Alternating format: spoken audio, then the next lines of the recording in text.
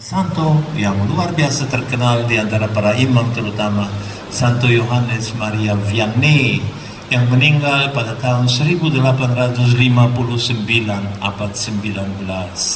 Yohanes Bosco yang terkenal sebagai pendidik anak-anak muda meninggal pada tahun 1888. Terus Santa Faustina yang meninggal tahun 1938, dan satu santo lagi yang terkenal luar biasa meninggal pada tahun 1968. Saya sudah 1 tahun di Indonesia, Padre Pio namanya. Nah, saya mau bercerita mengenai Padre Pio itu. Ini orang fantastis. Apakah Anda tahu bahwa dia satu-satunya imam sepanjang sejarah gereja yang memiliki stigmata? Jadi luka-luka seperti Yesus, satu-satunya imam. Mungkin Anda berpikir, Santo Fransiskus Assisi juga punya. Dia bukan imam. Dia diakon, meninggal sebagai diakon. Dia nggak pernah imam. Jadi satu-satunya. Dan anehnya, pada saat dia menghembuskan napas terakhir, semua stigmata itu hilang tiba-tiba bersamaan. Aneh. Nah, supaya Anda tahu bahwa ini memang santo yang luar biasa, saya bercerita mengenai beberapa hal yang menarik, supaya juga ingat orang lain yang menghadapi hal serupa dengan yang kita bicarakan. Padre Pio mempunyai banyak karisma.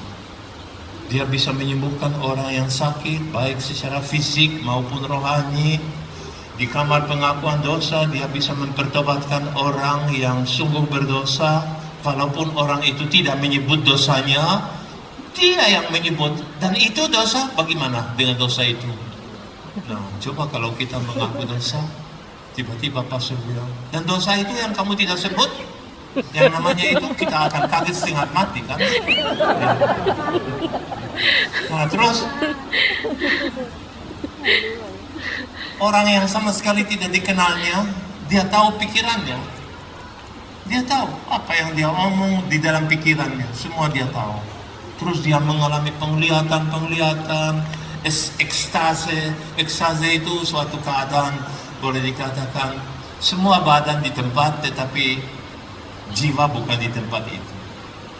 Ya, lalu kemana dia pergi, orang bilang, aduh wangi, aduh enak, itu seperti kembang atau bunga rose itu.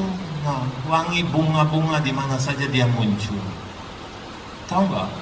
Ada banyak orang datang dari luar negeri, dari macam-macam negara, dan dia bisa berbicara dengan mereka, padahal dia hanya tahu bahasa Italia dan tidak terlalu baik bahasa Latin. Lalu ditanya orang itu, nah mulai mujam lagi. Kita nanti menarik ke menara lagi. Ditanya orang asing itu, kamu ngomong bahasa apa? Jerman. Terus Padre Pio menjawab, Jerman. Padahal dia nggak pernah tahu bahasa Jerman. Makanya, saudara, banyak orang kaget, yang betul-betul kaget karena dia tahu apakah orang bicara jujur atau tidak, bohong. Ya. Nah, lalu sejak masa muda dia sudah berdoa untuk jiwa-jiwa di purgatorium. Saya nggak tahu apakah Anda juga mengenal doa untuk jiwa di purgatorium pada waktu kecil, atau sudah mulai remaja, atau baru dewasa, atau baru hari ini. Saya nggak tahu ya. Tapi saya tahu dari kecil. Saya bersyukur tinggal di lingkungan yang sangat Katolik, dan misa untuk jiwa di purgatorium adalah misa yang sangat biasa, sering dipesan. Ya. Padre Pio pernah berdoa begini, aku ingin menerima hukuman yang seharusnya diberi kepada orang-orang berdosa dan jiwa-jiwa di purgatorium. Jadi dia tahu di purgatorium ada hukuman atas dosa yang belum beres di sini, ya, akibatnya.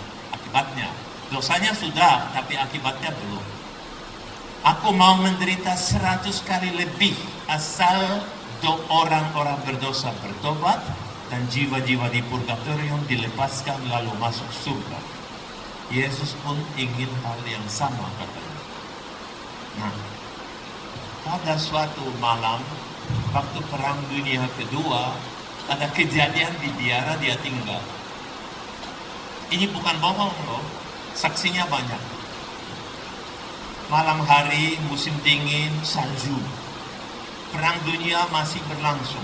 Perang dunia kedua mulai tahun 1939, berakhir tahun 1945. Jadi dalam waktu itu, tiba-tiba para pastor OFM Kapusin berkumpul di ruangan rekreasi sebelum pergi tidur. Jadi sekitar jam 9 malam sampai jam setengah 10 lah ya. Mereka berkumpul, omong-omong ya. Tiba-tiba terdengar ada semacam arakan laki-laki yang jalan sambil berteriak, "Viva el Padre Pio! Viva Padre Pio! Viva Padre Pio!" Dan semua mendapat kesan bahwa iringan itu masuk ke dalam biara, melewati biara dan keluar.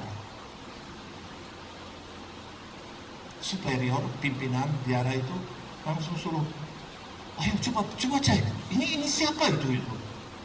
Dia turun, dia bilang, "Semua tutup dengan balok yang gede, pintunya ditutup ya, palang yang supaya jangan ada, ini juga tutup." Nah, Padre Pio persis tidak ada pada malam itu di ruang rekreasi. Paginya sesudah misa waktu sarapan ditanya, "Ini dengar ribut itu kemarin semalam enggak?" "Oh dengar." "Loh itu apa?"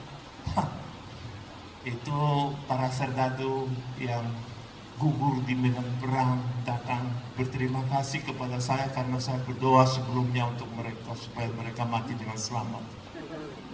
Ayo, percaya? Karena ini ada hubungan dengan Padre Pio, saya 100% percaya.